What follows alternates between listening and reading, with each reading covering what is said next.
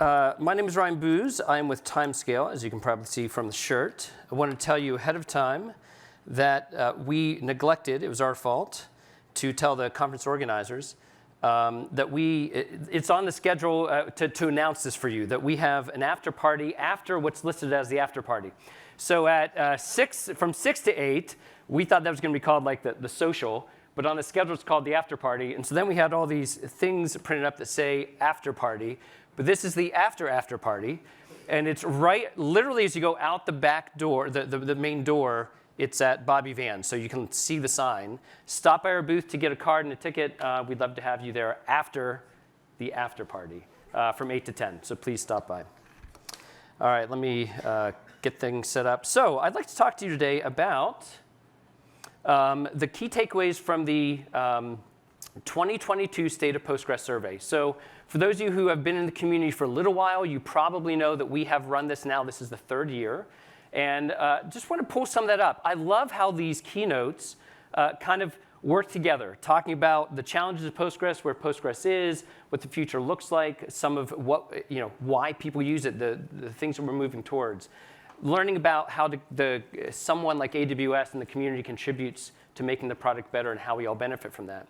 And so we had a lot of people take part in the survey, and we'd like to see that happen. So this is the survey, and I meant to tell you about the after party while the survey was up. Shoot, I went backwards. So it's a quick 3-question survey, and we're going to do this together. It's going to look like this, hopefully, as I reload. Hopefully it looks something like that. And now I have to find the page to actually. All right, so this is the first question. I'll give you a few seconds to answer it. Oh, my apologies. There you go. etc.ch. Just 3 questions. We tried a better short link, but for some reason it wasn't forwarding correctly. Yeah. I know. It's a free website, okay? So here's the first question. How long have you been using Postgres? I'll give you a few seconds. Spoiler alert, these were on the survey. That's why we're asking them here. Question number 2. Have you ever contributed to Postgres in some way? Take that as you intend. It could be actual code, could be something to the community. Maybe you've done something with docs.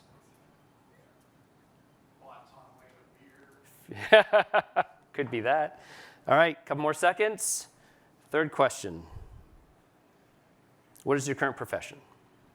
Now, we had a lot more listed. These were the top 5 on the survey. Go ahead and choose other if yours isn't listed here, and that's fine. All right, we'll come back to that in just a minute then. So let's talk about the survey. This is what I should have been doing where you were taking the survey, but trying to do multiple things at once here, huh? So I am from Timescale. Timescale is an extension. We heard about that in Jonathan's talk. Extension of Postgres you can install that helps with time series data. We do automated partitioning, and on top of that, then we can control everything that happens inside of those partitions for you. Things like native column compression, data retention. We do things like continuous aggregate, so materialized views that never lose data and continually update over time for you. You can also have different data retention policies on those.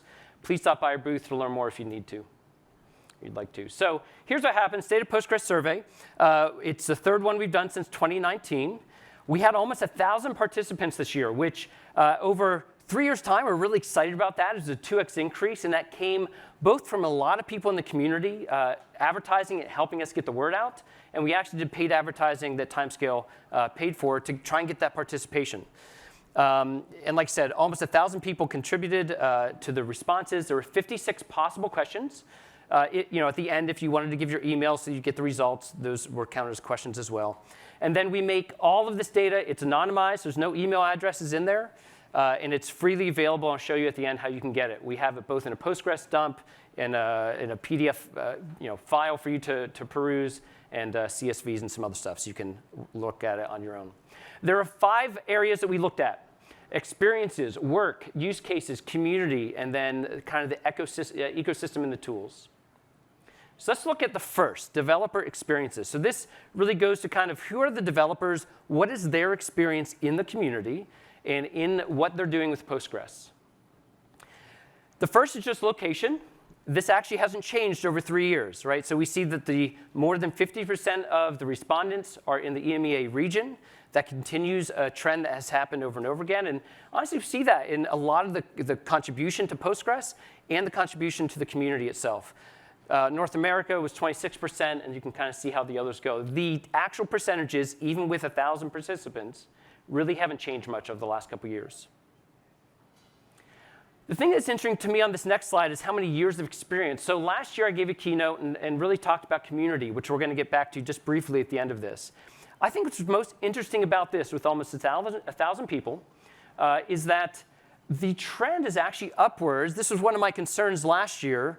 I was saying that the folks that have 10 plus years of experience was actually not growing as quickly. That middle bar kind of was always the biggest one. I think it's interesting that we're seeing the trend actually, people are sticking around a little bit longer. And we see then that builds contribution, that builds the community. People are more excited about being a part of what's happening, being excited about feature requests, making sure the diversity continues to happen within the contributors and so forth.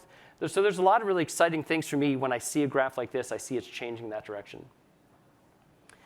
Why people choose Postgres is also interesting.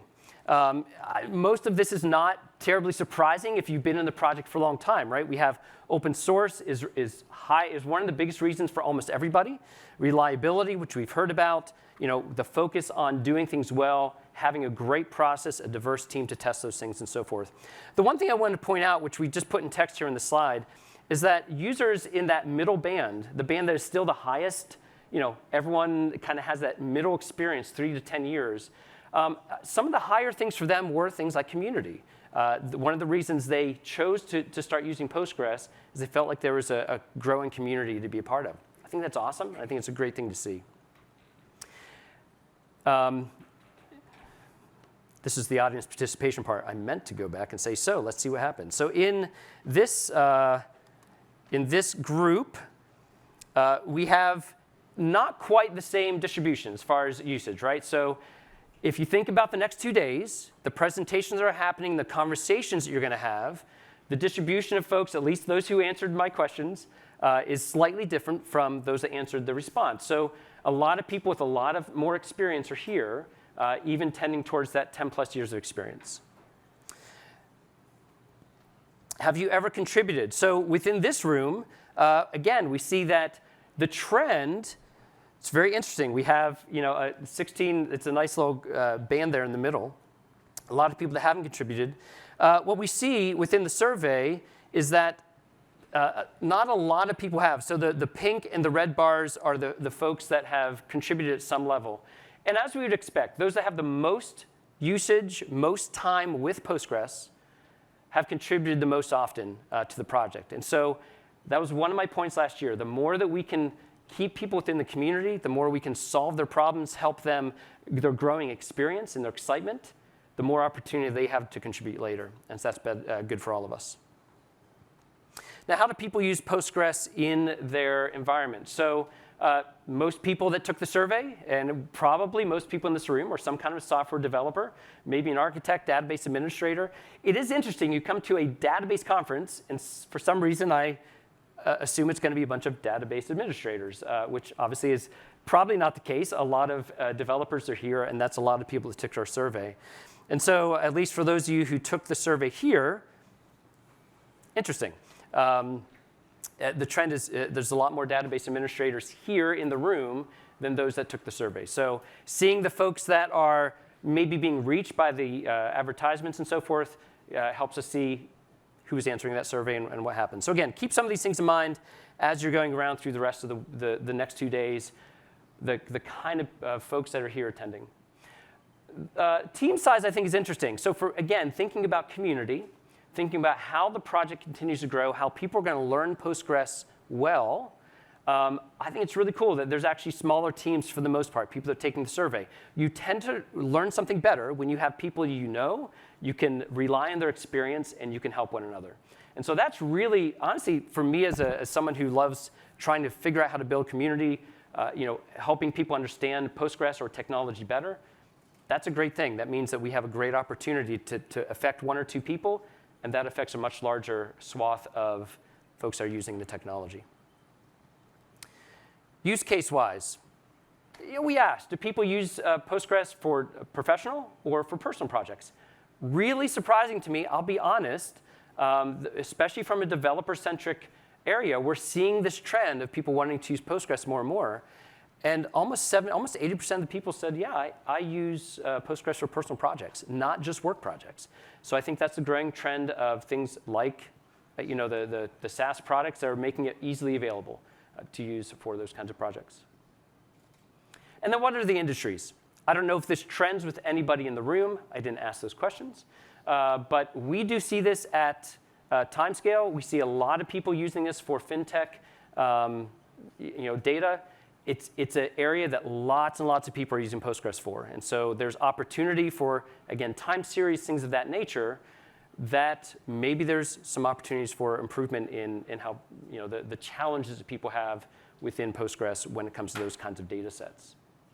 This might be helpful, depending on your company and what you're doing, to know if you're hitting any of these markets and what that looks like. Or maybe you want to go to one of these markets. And then finally, we asked about community. I'm sorry, not finally. This is the fourth one. Now, I talked about this a lot last year because it was my experience. It doesn't mean it's everyone's experience in this room, but understanding kind of where folks are at in community and how, if we want the project to continue to move forward, not just within a select group, a smaller group of companies, as more and more people come into using Postgres in the product, how do they feel about the community? Now, the average of the 1,000 people was 3.6. That's honestly probably not bad at all, right? You look at the trends, it's 3s and 4s for the most part, which is great. If you take it down to folks and their years of experience, those that had less than 10 years of experience, more than not, had an answer of a 3. And so I think there's still more of an opportunity. I see lots of stuff happening now, which, again, post-pandemic, more and more people coming in. It's exciting. There's a lot of opportunity to get involved in community training, community aspects. One of the things we saw over and over again in the responses, which we aren't going to show many of here, but you can look at them yourself, actually written out responses were people saying, hey, we would really love an opportunity to see more examples, better documentation around how to use the product. Where can we connect at conferences like this? So having that available, I think, could be really useful. And I see that happening. And I think it's going to be something we see more and more of. So that's a great thing that we can move this a little bit to the left as the years go by. How do people learn Postgres? This goes back to that answer, right? So technical documentation, time and again, there's a lot of people that said, we love the technical documentation. It's hard to contribute to it, or it's just challenging. We don't know how. But it's our go-to source. That's great, right? 76% of respondents said, how do I learn Postgres? The documentation, something we, as a community, as the contributors, are very proud of, and there's good reason for it, and that shows. The next two, which was most interesting for me, were long-form and short-form blog posts. Again, in this room, and folks that contribute, that are not here today or this week, have a lot of great resources on their blogs. You look at someone like Bruce's blog. There's tons of great technical blogs, documentation, slideshows, cyber tech, on and on and on. Lots and lots of good areas. All of those came up in the responses. So one of the things I proposed last year, and I finally, after unfortunately 8.5 months, I'm going to start next in 2 weeks, was a challenge. I came from SQL Server. That was my background for 15 years. And in that community, there's a very strong blogging initiative event that started 12, 13 years ago. It's a monthly event. Someone hosts the event, comes up with the topic, and then anyone who wants to participate, anyone can do it. You don't have to. Just write a blog post about that topic. Sometimes it's technical, sometimes it's not. So I announced this last week on my blog, softwareandbooze.com, which I didn't put on the slide, I'm just realizing. Sorry. OK, anyway. And so currently billed as PGCL Friday, because I thought that was kind of a cool, and then a few people said, so we might change it to PG Friday. I'm not 100% sure yet. Wait for the first blog post in 2 weeks, and we'll see where we ended on that. That's all it is. It would be an invitation. If you have a blog and you want to contribute, we would love to hear your experience on that subject, whatever it might be. It might be backups. It might be why you chose Postgres. It might be your experience in the community. Just something to continue to find a way for folks to be involved. What type of events have you attended? So I think this is one of the most interesting for this, right now as we sit in this room.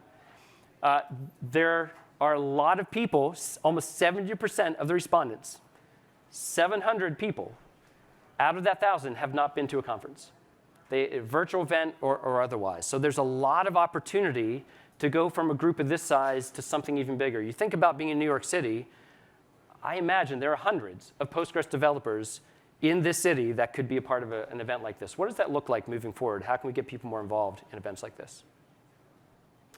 Again, sources you most reference, most recommend to other people trying to learn Postgres. The 2 or 3 that I think are most interesting to me, if you're in this room and you have not found Planet Postgres, that's the 4th one over there, look up planet.postgres.org, right? I always get that wrong. PostgreSQL.org. That is a blog aggregator. So you can register your own blog. A lot of people in the community have registered their blog. And when they post something new, it will post on that feed. They also have a Twitter account, so you can get that as well. That's a great resource to see what's going on. Postgres Weekly, it's by a company, Cooper Press, out of England. They have lots of weekly emails. A lot of great content. I learn things out of that email every week. I had no idea this article existed over here if it wouldn't have been for that email. So it's a great thing to look at. Some quotes I'm not getting into today. Again, please go look at the website, which I'll show you here in the next slide. Read what some of the folks have to say. There's a lot of great support, and there's some good suggestive feedback on how we can improve the community process, the ability to contribute. I know that's always an ongoing conversation. There's challenges to move into something new. I know that the core team has discussed that at length over many years. And so I think it's just interesting that people want to get involved. As that bar moves and more people with more experience become involved, they want to contribute, how can we make that more successful for them? I think it's a good thing to think about. The last but not least, a little bit of the ecosystem, languages. The only thing that's interesting here is that folks that have newer experience, 0 to 3 years, use JavaScript more than the other languages as far as the language that they're connecting to Postgres to use. I don't think that's a surprise, but it's interesting to recognize over the next couple of years, some of these trends may change. All right? And this is probably one of the last most interesting things. Pretty dramatic change over 3 years. The yellow bar is SAS hosted databases. We see a dramatic change in folks transitioning their workloads into the cloud. And so that's probably not a surprise. It's not a surprise based on the sponsorships here. It's not a surprise based on your experience either, I'm sure. But it's interesting to see the confirmation of it, right? Self-hosted is going down. People are using SAS hosted models much more regularly. Sizes of database, lots and lots of databases that are under that 100 gigabytes, but still a pretty sizable amount in the 1 terabyte plus. 25% of databases, a lot of people are managing a lot of data. And then this is the last slide, and honestly, probably one of the most concerning for everybody. Can anyone see what that top one is? What is your failover solution? Almost 70%, none. There's a huge opportunity here, right? I love what even Jonathan just shared, some work that might be coming in the future of how to make some of that more usable for everybody. Great opportunity. So you can look at all of this yourself. You can go to, this is a short code to get there, tsdb.co. In the upper right-hand corner, you can download the data. You can download the PDF. Stop by the booth. We can give you this link again. There is also a database backup, so you can restore it into Postgres, and you can query it yourself. All of it's for you. Again, we do this for the community. We pay for the advertising and so forth to make sure that we can get as many people to participate as possible. Do it again next year, so please be ready. And be ready to encourage others to do it too. Here's a couple of blog posts we wrote about it. You can find these on our blog, just some of these additional findings. I enjoyed writing the one, 13 tools that aren't PSQL. We love PSQL, and it's awesome, and it's the most used tool by far. But it's really interesting to see the various tools that people can mention. Many I'd never heard of. Really, really fun to find some new stuff. Thank you so much for your time. I'm really excited to get to meet many of you during the next couple days. We'd love to talk to you at the Timescale booth. And again, please come talk to us about that after party. And I'm excited for what's going to come over these next few days for everyone. Thanks so much.